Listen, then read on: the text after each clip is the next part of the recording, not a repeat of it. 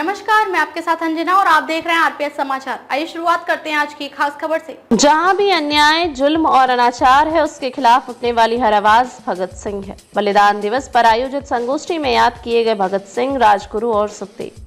शहीद आजम भगत सिंह, राजगुरु और सुखदेव के बलिदान दिवस पर भारत समृद्धि एवं संवर्धन हिताय संरक्षण समिति के संयुक्त तत्वाधान में आयोजित विचार गोष्ठी में इन अमर शहीदों के क्रांतिकारी जीवन का स्मरण किया गया।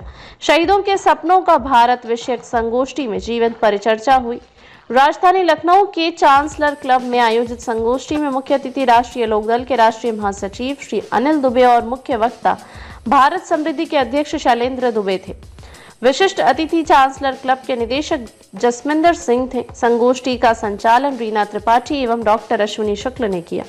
मुख्य अतिथि श्री अनिल दुबे ने कहा कि भगत सिंह के स्मरण का अर्थ है हर क्षेत्र, हर दल और विचार में घुसी जातीय विद्रपताओं व संकीर्णताओं को अपने व्यवहार से खत्म करें। दहेज, कन्या भ्रूण हत्या, स्त्री अपमान, अंधविश्वास भगत सिंह की क्रांतिकारी ज्वालाओं में भस्म हो, तभी उनका स्मरण सार्थक होगा। उन्होंने कहा, जहां भी अन्याय, जुल्म और अनाचार है, उनके खिलाफ उठने वाली हर आवाज भगत सिंह है। मुख्य वक्ता शैलेंद्र दुबे ने कहा कि भगत सिंह कहते थे कि युद्ध छुड़ा हुआ है और यह युद्ध तब तक चलता रहेगा जब तक कि शक्तिशाली व्यक्ति भारतीय जनता और श्रमिकों की आय के साधनों पर एकाधिकार जमाए रखेंगे, चाहे ऐसे व्यक्ति अंग्रेज पूंजीपति हों या सर्वथा भारतीय पूंजीपति। भगत सिंह ने कहा कि यह युद्ध ना तो हमने प्रारंभ किया है और न यह हमारे जीवन के साथ समाप्त होगा। भगत सिंह ने कहा, हम गोरी बुराई की जगह काली बुराई को लाकर कष्ट नहीं उठाना चाहते। बुराइयां एक स्वार्थी समूह की तरह एक दूसरे का स्थान लेने के लिए तैयार रहती हैं। विशिष्ट अतिथि सरदार जसविंदर सिंह ने कहा कि आज की युवा पीढ़ी को भगत सिंह और क्रांतिकारियों के विषय में कुछ भी जानकारी नहीं है। इस दृष्टि से पाठ्य पुस्तकों में क्रांतिकारियों के विषय में पाठ्यक्रम सुनिश्चित किया जाना जरूरी है। भारत समृद्धि के महामंत्री धीरज उपाध्याय ने भारत समिति के कार्यक्रमों के विषय में जानकारी दी और क्रांतिकारियों के विषय में विशेष रूप से भारत समृद्धि लोगों को जागरूक करने के लिए कार्यरत है। चार्टर्ड अकाउंटेंट ओम प्रकाश सक्सेना ने अमर शहीद भगत सिंह, राजगुरु और सुखदेव को श्रद्धांजलि अर्पित करते हुए क्रांतिकारियों के विषय में चर्चा की। संगोष्ठी की अध्यक्षता व्यापार मंडल के महामंत्री राम कुमार जी ने की। संगोष्ठी में मुख्यतः त्रिवेणी मिश्र, श्यामजी त्रिपाठी, डॉक्टर NN सिंह, अरुण वडेरा, रवि राठौर, सुमन दुबे, उषा त्रिपाठी, महेश सिंह, सुधीर मिश्रा, पार्षद कमलेश सिंह, पूर्व पार्षद ज्ञानू मिश्र सम्मिलित हुए। धीरज उपाध्याय महामंत्री। रिपोर्ट रीना त्रिपाठी की। भगत सिंह को अपना आइडियल, अपना आइकॉन उस तरीके से प्रस्तुत करते हैं। सही है ये बात कि नहीं? ये अकेला व्यक्तित्व है पूरे भारत में और कोई दूसरा व्यक्ति नहीं जिसको सब अपना आइकॉन बताने में जुटे हुए। भगत सिंह को सब अपना आइकॉन बताते। लेकिन सच्चाई क्या है? सच्चाई यह है कि जो गांधीवादी राष्ट्रवादी पूरे भगत सिंह की हिंसा से परहेज है, जो कट्टर हिंदू और कट्टर सिख धर्म के अनुयायी हैं, उन्हें भगत सिंह की नास्तिकता पसंद नहीं है, और जो आतंकवादी नक्सली हैं वह भगत सिंह के उस लेख से सहमत नहीं है जिसमें उन्होंने व्यक्तिगत आतंकवाद की निंदा की।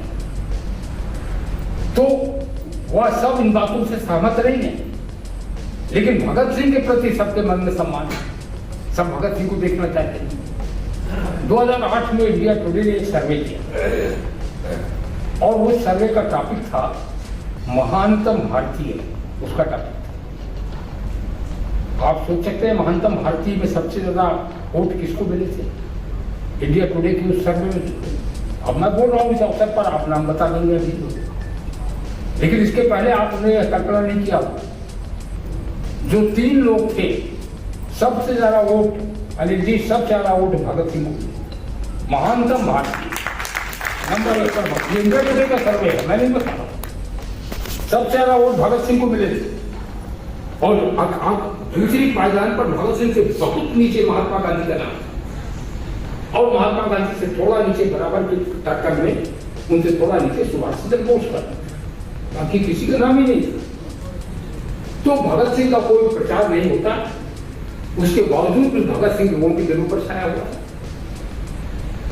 अभी 5 साल पहले एक कार्यक्रम हुआ था लुधियाना, ट्रांसपोर्टर्स की एक एसोसिएशन, उस ट्रांसपोर्टर्स की एसोसिएशन ने भगत सिंह के भतीजे को, सरदार कुलतार सिंह के बेटे सरदार कुलतार सिंह उत्तर प्रदेश के एमपी रहे, सहारनपुर एमएलए रहे, सहारनपुर के एमएलए रहे, और वह नारायण दत्त तिवारी की सरकार में मंत्री थे।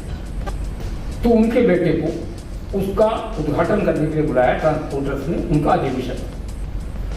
और ट्रांसपोर्टर्स से जब पूछा गया कि आपने अपने अधिवेशन में उद्घाटन करने के लिए भगत सिंह के भतीजे को क्यों बुलाया, यह बातें, छोटी छोटी बातें आपको बता रहा हूँ, यह बताती है प्रचार करो या ना करो, वह लोगों के दिलों पर वही राज कर रहा है। प्रचार करने की इच्छा हो करो, न इच्छा हो न करो। ने क्या कहा, उन्होंने कहा ये हमारी सुरक्षा का सिंबल है भगत सिंह की फोटो, हमारे ट्रक के पीछे ये फोटो बनी रहती है, और ट्रक केरल से लेके कन्याकुमारी तक, कश्मीर तक हम कहीं भी पार कर देते हैं, लोग समझते हैं कि किसी राष्ट्रवादी के ट्रक है और हमें कोई खतरा महसूस नहीं। इसलिए हम भगत सिंह के भतीजे को बुला रहे हैं।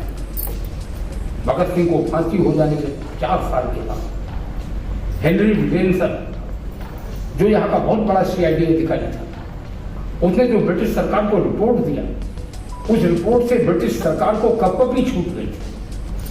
उसने रिपोर्ट दिया कि भगत सिंह नहीं रहे, भगत सिंह को फांसी हुए 4 साल हो गए, लेकिन बाजारों में सबसे ज्यादा फोटो अगर किसी का बिक रहा है भारत में तो भगत सिंह का फोटो बिक रहा है। तो भगत सिंह की जब हम चर्चा कर रहे हैं तो भगत सिंह की चर्चा करते हैं तो मामूली व्यक्तित्व नहीं। 8 अप्रैल 1929 को उन्होंने असेंबली में बम लिखा, उसके बाद गिरफ्तार हो गए। फिर उसके बाद 23 सितंबर 1929 को महात्मा गांधी ने एक आर्टिकल लिखा हरिजन में। उस आर्टिकल का शीर्षक था बम की पूजा, और उसमें उन्होंने हिंसा की निंदा किया, भगत सिंह की निंदा किया, उनके सहयोगियों की निंदा किया। नहीं, जिस तरीके की बातें करनी है तो आप बेकार मुझे सुन रहे हैं, मुझे अनुमति दे आयोजक, मैं यहाँ से जा सकता हूँ, मैं जा सकता हूँ। नहीं सर, अरे मैंने तो कहीं मेरा नृत्य देखा नहीं। जो बात कहा था मीना जी ने, उस बात को सही संदर्भ में समझने की बात है। एक विज्ञापन छपता था, वो भी 10 साल से बंद हो गया। न भगत सिंह का, न चंद्रशेखर आजाद का, किसी क्रांतिकारी को याद नहीं किया जा रहा। लेकिन मैं विषय पर नहीं बोलूंगा। विषय है भगत सिंह के सपनों, शहीदों के सपनों का भारत। और केवल भगत सिंह की चर्चा करना आज उचित नहीं, क्योंकि उनके साथ सुखदेव और राजगुरु का भी बलिदान हुआ था, एक साथ इन तीनों लोगों का बलिदान हुआ। मुझे याद आता है जब आज़ादी के 50 साल पूरे हुए थे 1997 में, तो भगत सिंह का पैतृक गांव है खटकर कला, वो भारत में है। भगत सिंह का जन्म जहाँ हुआ था वह पाकिस्तान में चला गया लाहौर, लेकिन खटकर कला भारत में है, तो उनका पैतृक गांव है।